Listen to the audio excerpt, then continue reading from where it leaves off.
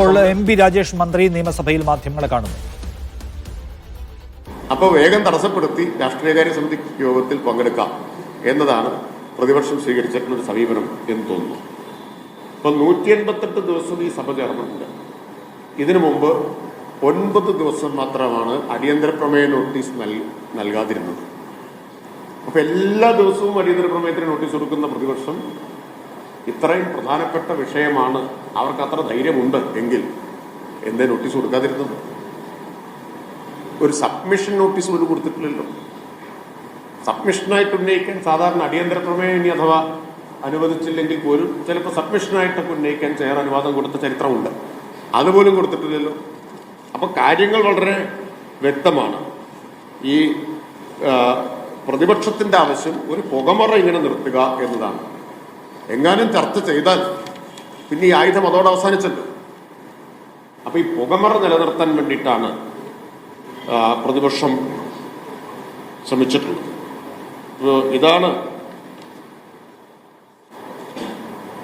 എനിക്ക് ആമുഖമായിട്ട് ഇവിടെ പറയാനുള്ളത്.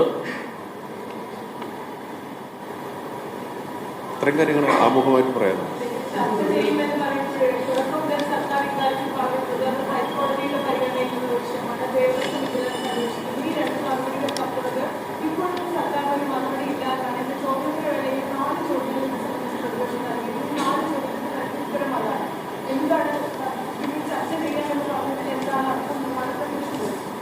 നോട്ടീസ് കൊടുക്കാതെ സർക്കാർ സന്നദ്ധമാവില്ല എന്ന് പറയുന്നതിന് എന്താണ് അർത്ഥം?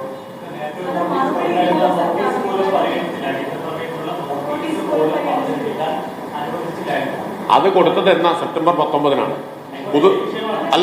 പുതുതായിട്ട് എന്തെങ്കിലും ഉണ്ടെങ്കിൽ അതിനുശേഷം ഒരു സഭയിൽ സഹകരിച്ചല്ലോ. അല്ല, ഞാൻ പറയുന്നത് സെപ്റ്റംബർ 19-ന് നോട്ടീസ് കൊടുത്തു. അന്ന് അത് ചെയർ തള്ളി, സ്പീക്കർ അത് തള്ളി. അതിനുശേഷം സഭ നടന്നില്ലേ? സഭയിൽ സഹകരിച്ചല്ലോ. ഇനി പുതിയ സാഹചര്യം ഉണ്ട് എന്നാണെങ്കിൽ പുതുതായിട്ട് നോട്ടീസ് കൊടുക്കില്ലേ സാധാരണ രീതിയിൽ ചെയ്യാം? അല്ല, അന്ന് തള്ളിയതിൽ അവർക്ക് പ്രതിഷേധം ഉണ്ടെങ്കിൽ തുടർച്ചയായിട്ട് പിന്നെ സഭ സ്തംഭിപ്പിക്കുമായിരുന്നു. പിന്നീട് പ്രതിഷേധിക്കുമായിരുന്നു. സ്തംഭിപ്പിച്ചില്ലെങ്കിലും തുടർച്ചയായി പ്രതിഷേധിക്കുമായിരുന്നു. അത് കഴിഞ്ഞു പിന്നെ സാധാരണഗതിയിൽ സഭാ നടപടിക്രമങ്ങൾ നടന്നു. ഇന്ന് പുതുതായിട്ട് അവർക്ക് എന്തെങ്കിലും പറയാനുണ്ടെങ്കിൽ പുതിയ നോട്ടീസ് കൊടുക്കില്ലേ ചെയ്യാം? ഞാൻ ചോദിക്കും, നോട്ടീസ് കൊടുക്കുന്നതിന് ചെലവ് വല്ലതുണ്ടോ? ഇതിനു മുമ്പ് ഇതുപോലുള്ള വിഷയങ്ങൾ പല നിലയിൽ പ്രതിപക്ഷം വീണ്ടും കൊണ്ടുവന്നിട്ടുണ്ടല്ലോ. അല്ല, നോട്ടീസിൽ അല്പം ഭേദഗതി വരുത്തി കൊണ്ടുവരാവുന്നതേ ഉള്ളല്ലോ. നോട്ടീസിൽ ഭേദഗതി വരുത്തിക്കൊണ്ട് അതെല്ലാ പ്രതിപക്ഷവും ചെയ്തിട്ടുണ്ട്. ഞങ്ങൾ പ്രതിപക്ഷത്തിരുന്നപ്പോഴും ചെയ്തിട്ടുണ്ട്, അവർ പ്രതിപക്ഷത്തിരുന്നപ്പോഴും ചെയ്തിട്ടുണ്ട്.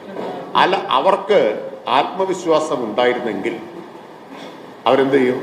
ഏതെങ്കിലും ഒരു നോട്ടീസ് കൊടുത്തിട്ടല്ലേ പ്രതിഷേധം കൊണ്ടുവരിക?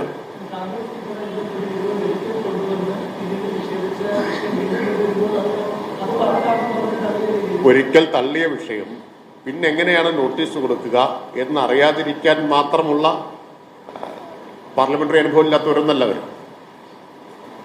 അവർ നേരത്തെ കൊണ്ടുവന്നിട്ടുണ്ട് പലതും.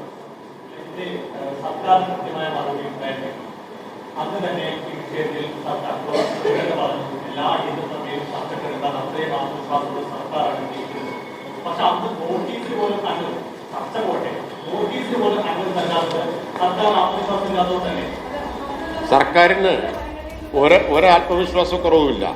എന്തുകൊണ്ടാണ്? അന്ന് കോടതി സർക്കാരിന്റെ മുമ്പിൽ ഒരു ഉത്തരവിട്ടിരുന്നു. കോടതി പറഞ്ഞത്, ബഹുമാനപ്പെട്ട മന്ത്രി ആ കാര്യങ്ങളെല്ലാം പറയും. അത് ഒരു റിപ്പോർട്ട് അല്ലേ? അത് ബഹുമാനപ്പെട്ട ദേവസ്വം മന്ത്രി ആ കാര്യം റിപ്പോർട്ട് സമർപ്പിക്കാൻ പറഞ്ഞിരുന്നു. അതുകൊണ്ട് അത് കോടതി സർക്കാരിനോട് ആവശ്യപ്പെട്ട സമയത്ത് നിയമസഭയിൽ ചർച്ച ചെയ്യുന്നത് അന്നത്തെ സാഹചര്യത്തിൽ ഉചിതമല്ല എന്നുള്ളതായിരുന്നു കാര്യം. ബാക്കി കാര്യങ്ങൾ ദേവസ്വം മന്ത്രി പറയേണ്ട കാര്യങ്ങൾ അദ്ദേഹം പറയും. ഇവിടെ ബഹുമാനപ്പെട്ട പാർലമെന്ററി കാര്യമന്ത്രി സൂചിപ്പിച്ച പാർലമെന്ററി നടപടിക്രമങ്ങളുടെ ഉയർന്ന രൂപം അദ്ദേഹം പറഞ്ഞു. ചോദ്യോത്തരവേള പാർലമെന്ററി ജനാധിപത്യത്തിലെ ഏറ്റവും ഉയർന്ന നിലവാരം പുലർത്തുന്ന ഒരു രംഗമാണ്. അത് സാധാരണഗതിയിൽ ഭരണപക്ഷവും പ്രതിപക്ഷവും നന്നായി പ്രയോജനപ്പെടുത്തി എല്ലായ്പ്പോഴും പാർലമെന്ററി പ്രവർത്തനത്തെ ഏറ്റവും ജനാധിപത്യവൽക്കരിക്കുന്ന രൂപത്തിലേക്ക് എത്തുന്ന ഒരിക്കലും അത് സാധാരണഗതി ഒരു പ്രതിപക്ഷവും അത് തടസ്സപ്പെടുത്താം. ഇവിടെയാവട്ടെ ഇന്നെടുത്ത സമീപനം മന്ത്രി സൂചിപ്പിച്ചതുപോലെ ഒരു തരത്തിലുള്ള നോട്ടീസോ ഒരു തരത്തിലുള്ള മുന്നറിയിപ്പോ ഒന്നുമില്ലാതെ ചോദ്യോത്തരവേളയെ തടസ്സപ്പെടുത്തിക്കൊണ്ട് ഇതുവരെ എടുത്തു വന്ന അടിയന്തര പ്രമേയങ്ങളിലെല്ലാം തങ്ങൾക്ക് പരാജയം സംഭവിച്ചു എന്നുള്ളതുകൊണ്ട് അവർ ഈ രംഗത്ത് പുതിയൊരു രൂപത്തിൽ ഒരു പുകമറ സൃഷ്ടിക്കാൻ വേണ്ടി വലിയ രൂപത്തിലുള്ള ഒരു ശ്രമം നടത്തിയതിൻ്റെ ഒരു പാഴ്വേലയാണ് ഇന്ന് സഭാതലങ്ങൾ കാണുന്നത്. ഇല്ലെങ്കിൽ എല്ലാവർക്കും എനിക്കും നിങ്ങൾക്കും നിങ്ങൾ റിപ്പോർട്ട് ചെയ്യുന്നവർക്കും എല്ലാം അറിയാം, ബഹുമാനപ്പെട്ട കേരള ഹൈക്കോടതിയുടെ മുമ്പാകെ നിലനിൽക്കുന്ന ഒരു വിഷയം. മുമ്പ് സ്പീക്കർ അവരുടെ അനുമതി നിഷേധിച്ചത് ആ കാര്യം തന്നെ ചൂണ്ടിക്കാണിച്ചുകൊണ്ടാണ്. കോടതി ആ വിഷയത്തിൽ ഇടപെട്ട് അന്വേഷണത്തിന് ഉത്തരവിട്ടു.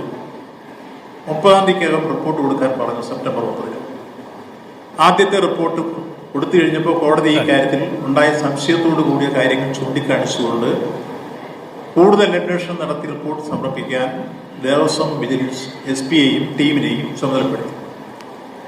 ആ അന്വേഷണം ഏതാണ്ട് അവസാന ഘട്ടത്തിലേക്ക് നാളെയോടുകൂടി ഇന്റർവ്യൂ റിപ്പോർട്ട് കൊടുക്കുമെന്നാണ് നമ്മൾ അറിഞ്ഞു കേട്ടത്. ഇത്തരം ഒരു ഘട്ടത്തിൽ ദേവസ്വം ബോർഡിന്റെ ഭാഗത്തുനിന്ന്